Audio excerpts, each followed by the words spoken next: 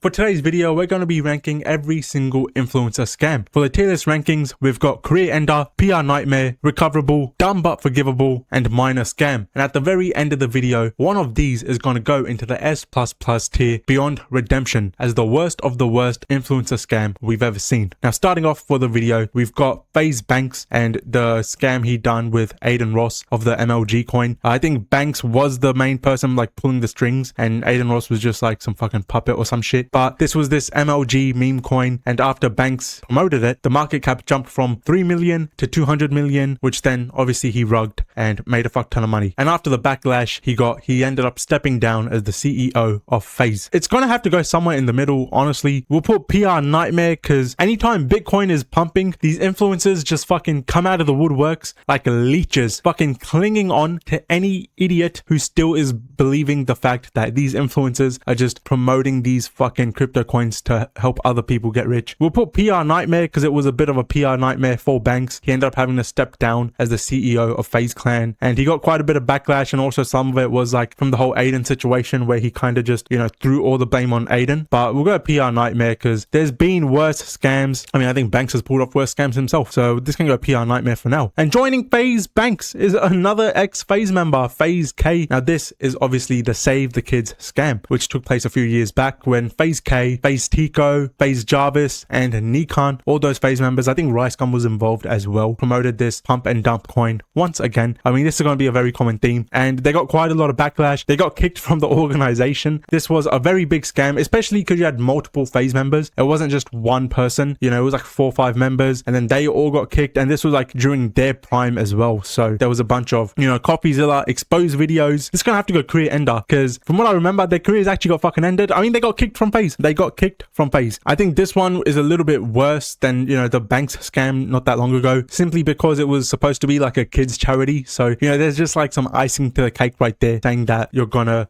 donate like the money, or like this is gonna go help fucking kids, and then the money just ends up in your own pocket or some shit. Yeah, I think that's gotta kind of add to the severity of the scam. You know, you're scamming in the name of little kids who got like cancer and shit. So hey, fair play to them. That's kind of funny, low key. Next up, we have IShowMeet, or IShowSpeed as people call him. So this was during a live stream in 2022 when IShowSpeed, along with a few other people, mainly the kid who has like that rich dad in Saudi Arabia, promoted this Paradox metaverse coin project thing where it's supposed to be like a game and you play the game and you earn coins, kind of like the Logan CryptoZoo thing. This was being promoted by IShowSpeed and they got like some fake Ronaldo. They were giving away like PlayStations and shit. The whole thing went bad when during the stream everyone started calling Speed a scammer, and he thought he turned off his mic, and he goes starts talking to the people like, bro, they call me a fucking scammer. He forgot to mute his mic, and yeah, the whole chat just turned on him. CopyZilla also made a video on him as well. This is going to go recoverable simply because Speed did recover. It wasn't as big as some of these other ones because before it got too far, you know, Speed's chat caught on and he wasn't actually like the owner of it, you know, unlike the CryptoZoo or some of the other ones we're going to see. His affiliation wasn't as strong, although I think if the chat didn't realize, they just would have ran with it, but the chat did realize before things could get too bad. They kind of got saved, and then Speed did like some half-assed fucking apology. This gonna go recoverable because he recovered. His career just, I mean, kept on just getting bigger and bigger and bigger, and to this day. So yeah, it's gonna go recoverable. Next up, we have Jake Paul. Now this is gonna be for the mystery box scam that he did alongside RiceGum, and also just he's promoted multiple pump and dumps over the years. You know, Jake and Logan, obviously brothers, the fucking apple doesn't fall far from the tree type shit. They're used to promoting scams, they're used to promoting shady shit. Jake's promoted many other scams in the past we could get into, but this video will be fucking 45 minutes long. This is also gonna have to be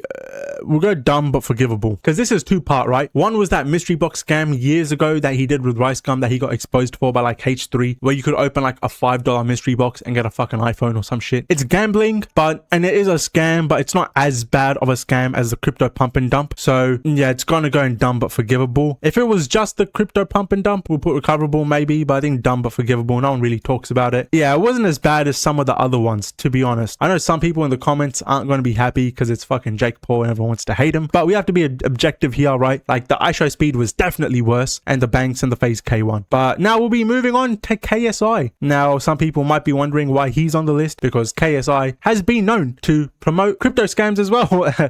Crypto pump and dumps. You know, this was after he got exposed by CopyZilla for promoting a crypto scam on his alt Twitter account where he talked about like fucking, I don't know, things that he's interested in. He got exposed by CopyZilla for another crypto pump and dump. I think every single fucking scam so far has been crypto related. This just goes to show, like, if you're an influencer wanting to make some easy fucking money, crypto pump and dump's the way to go. Don't be surprised in a few years from now if I'm doing some shit like that, because it seems to be working good for these cunts, and clearly like no one really gives a shit. So I might have to fucking do it if the fucking money's right. You know what I'm saying? Like, what better scam is there to pull? Because all these cunts are fucking doing it clearly, so it's good. Yeah, this was after KSI got exposed for promoting and rug pulling some fucking coins, and he got exposed by CopyZilla, which after he was like, oh, like, I'm not giving away financial advice, I'm just telling people the things I'm investing in, which makes no sense because you're promoting it to millions of people that are gonna buy, because people think KSI is rich and successful and famous. Maybe the guy fucking knows a thing or two, and there's fans that are gonna fucking invest in whatever he invests in, right? No matter how stupid it might seem. So you can't say that I'm just telling people what I'm investing in, I'm not giving financial advice, when you have fucking 20 million followers. Like, a lot of them are going to listen to you. So yeah, he just tried to play like the dumb card. We're going to put recoverable for this one because he kind of recovered and it didn't end up being as big of an issue. Although, like, you know, people that watch like CopyZilla or they're up to date with these crypto pump and dumps from these influencers, they know what's up. But since it was done on like an alt Twitter account, he kind of got away with it a little bit, to be fair. The next one, we're going to have the Nelk NFT scam. Now, I want to put this one in career ender, but unfortunately you can't go there. I genuinely think out of all the scams here, this one was by far the biggest. This was in 2022 when, you know, NFTs were the fucking like biggest craze on the internet, and everyone was like buying these stupid NFTs and hyping them up and gassing them up, and they all turned out to be scams. But at the time, Nelk released their own NFT. They had 10,000 NFTs for $23,000, which ended up making them, like, if the math is right, I think it should be around 25 million if we do the math. The NFT holders were promised, you know, we're going to build fucking like gyms for people, we're going to build hangout spots for people, we're going to do giveaways, we're going to invite people to our videos, we're going to do early access like merch, like all sorts of crazy shit if you buy this $2,500 NFT that only 10,000 people were going to have access to. Looking at it, they also promised, you know, access to casinos and lounges, which I don't understand how they were going to build all this shit with $25 million, because it doesn't sound like you can build casinos and lounges and gyms with $25 million looking at it. But they also promised, you know, $250,000 worth of giveaways. It's a lot of money to spend $2,500 on an NFT, on a fucking picture. They sold out, nothing ended up happening. They just forgot about it. And when you have, you know, 7-8 million subscribers and you scam 10,000 people, it's so insignificant that you just forget about it, brush it to the side, and yeah, no one really fucking talks about it anymore. But I think numbers wise, this is the biggest scam on the list. They promised the absolute fucking world, and the people that got scammed got absolutely nothing. Now, $2,500 isn't fucking, you know, money that's gonna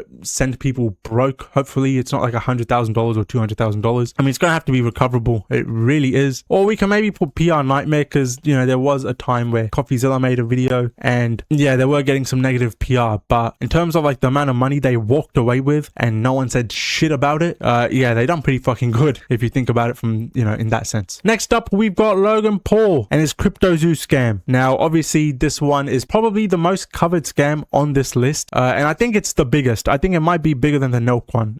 It probably is bigger than the Nelk one, to be honest. Now, this is obviously when he promised a game that makes people money, and it turns out the game was unpolished and it didn't make people money. You know, all the money that people invested in these coins and shit ended up being a waste, and there were like some people that lost like $50,000 to $100,000 of their own money. So yeah, I think this is gonna have to go PR Nightmare as well, because, you know, CopyZilla made tons of videos about this. Logan had tons of fucking embarrassing responses, and I think this was also around like the same time I think he was fighting Dylan Dennis, and Dylan Dennis was also bringing a bunch of light to this and some other things going on in Logan's life. So with that and all those things, it ended up being PR Nightmare for Logan. It really did. It still follows him to this day. Now, I did recently see that he ended up beating the case, and it, you know, the judge like said it's not a scam, ruled it as not a scam. But we all know that fucking just because the judge says something doesn't mean it's true. You know, there's biases, there's fucking money involved. Like, Logan's got a lot of money. Now Logan's running around claiming he never scammed anyone and he's not innocent because the judge said so. But we know you can pay the fucking judge. Like, just look at the whole Diddy situation. He got 4 fucking years. You don't think there's money being passed around in that situation? Of course there is. This guy's a fucking billionaire. You don't think he's you know, passing around some money to, you know, fix his reputation and not get called guilty. Of course, I really want to put this career ender. I really do.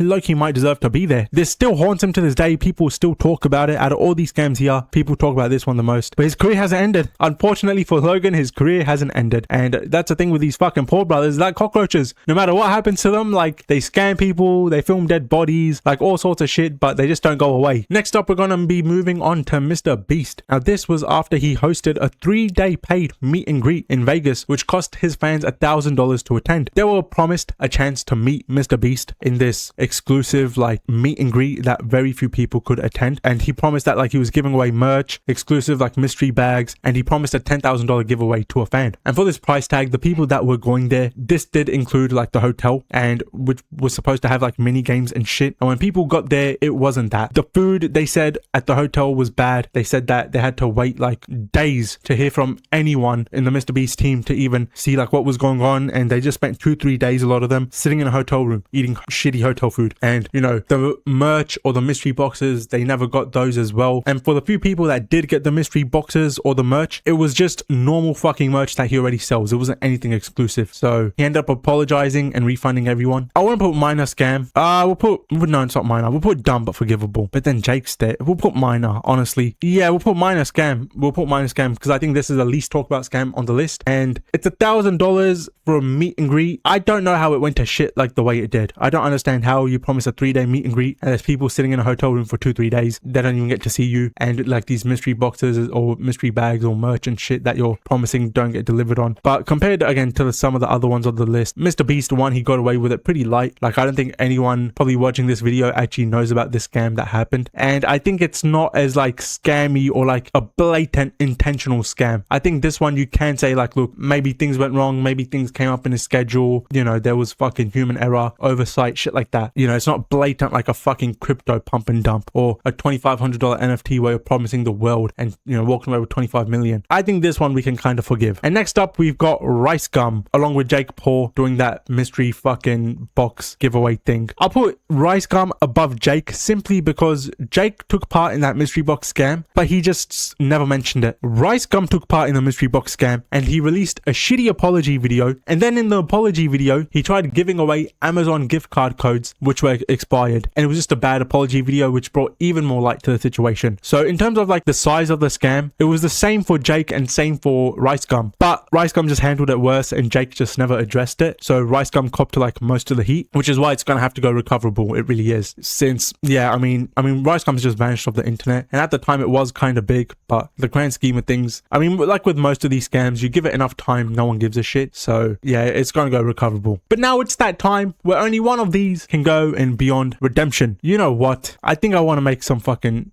amendments to this list because I don't think Banks' scam can fall in line with the Nelk and Logan Paul. But it, you know, theirs should go career ender and Banks is going PR nightmare. And we'll put RiceGum in PR nightmare as well because it was a PR nightmare. Now, unfortunately for the Nelk boys and Logan Paul, their career hasn't ended. I do like the Nelk boys, but they are fucking scammy. But in terms of the size of the scam, I think, you know, it does deserve to be in career ender. Now, one of these is going to have to go into beyond redemption. And I think it's going to have to be Logan Paul. Not trying to be biased, but if you look at individual losses, the individual losses people suffered, Logan's was the worst. The Nelk was a $2,500 NFT and losing $2,500 is shit. But that Logan Paul CryptoZoo, like individuals lost $50,000, $100,000. So in terms of the magnitude of the scam, individually, it was way bigger. We don't know the total sum that he walked away with. Yeah, this is going to go beyond redemption. And I think this is the biggest scam of them all. And it's obviously Logan Paul. These poor brothers, they fucking go big or go home. You're going to pull off the biggest scams, biggest controversies, and it's always them. So yeah, technically the judge ruled him like fucking, you know, innocent or whatever, but fuck the judge. We know this cunt's got money and you can just pay your way through anything like in this world. But that's been the video. If you liked it, watch another one on the screen and fuck off.